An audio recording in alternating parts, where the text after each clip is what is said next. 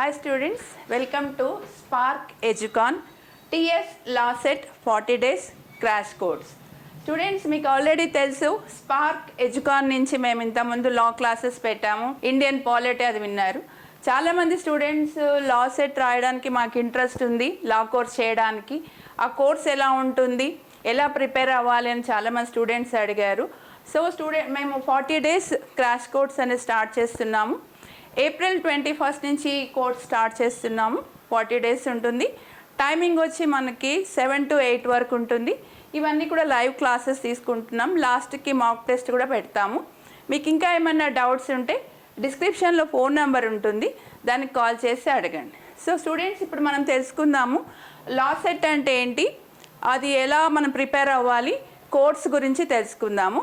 Okay, దీంట్లో లా సెట్లో మనకి 5 years కోర్స్ ఉంటుంది, ప్లస్ 3 years కోర్స్ కూడా ఉంది. మనకి ఎవరైతే స్టూడెంట్ 5 years కోర్స్ చేయాలనుకుంటున్నారో మీరు, దానికి మనకి బేసిక్ క్వాలిఫికేషన్ వచ్చి ఇంటర్మీడియట్ చదువుకోవాలి. అదే 3 years LLB చేయాలనుకున్న వాళ్ళు మీరు డిగ్రీ కంప్లీట్ చేయాలి. ఏ డిగ్రీ అయినా పర్వాలేదు, BCom whatever degree it may be, BCom కానీ బీఎస్సీ కానీ బీటెక్ ఎంబీబీఎస్ ఏదైనా డిగ్రీ చేసిన వాళ్ళకి 3 years కోర్స్ చేయొచ్చు వాళ్ళు.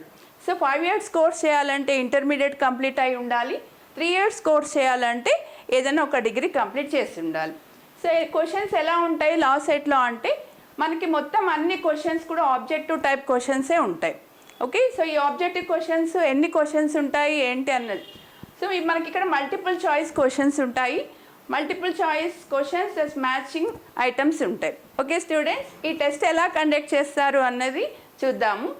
ఈ టెస్ట్ని 3 partsగా డివైడ్ చేశారు. ఈ టోటల్ వచ్చేసి మన క్వశ్చన్స్ వచ్చి 120 క్వశ్చన్స్ ఉంటాయి. టోటల్ క్వశ్చన్స్ 120 క్వశ్చన్స్ ఉంటాయి. ఈ 120 క్వశ్చన్స్ వచ్చేసి మనం 90 minutesలో రాయాలి. మార్క్స్ కూడా వచ్చేసి మనకి 120 marks. Okay, 120 questions 120 marks. Time వచ్చేసి 90 minutes ఉంటుంది. మనము 3 partsగా డివైడ్ చేసాం అనుకున్నాం కదా. సో A, B, Cగా డివైడ్ చేశారు. ఏలో వచ్చేసరికి మనకి 30 క్వశ్చన్స్ ఉంటాయి. ఈ 30 క్వశ్చన్స్ కూడా మనకి జనరల్ నాలెడ్జ్ ఇంకా మెంటల్ ఎబిలిటీ మీద అడుగుతారు. ఓకే, పార్ట్ ఏలో 30 క్వశ్చన్స్.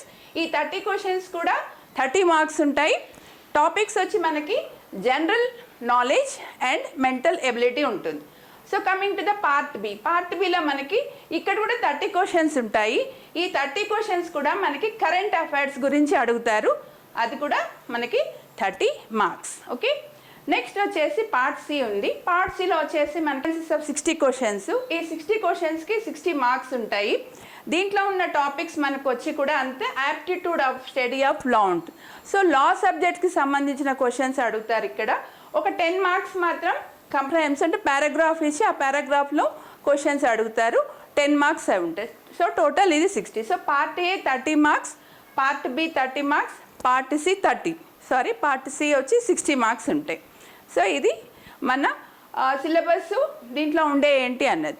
సో నెక్స్ట్ వీడియోలో మనం సిలబస్ గురించి డిస్కస్ చేద్దాం.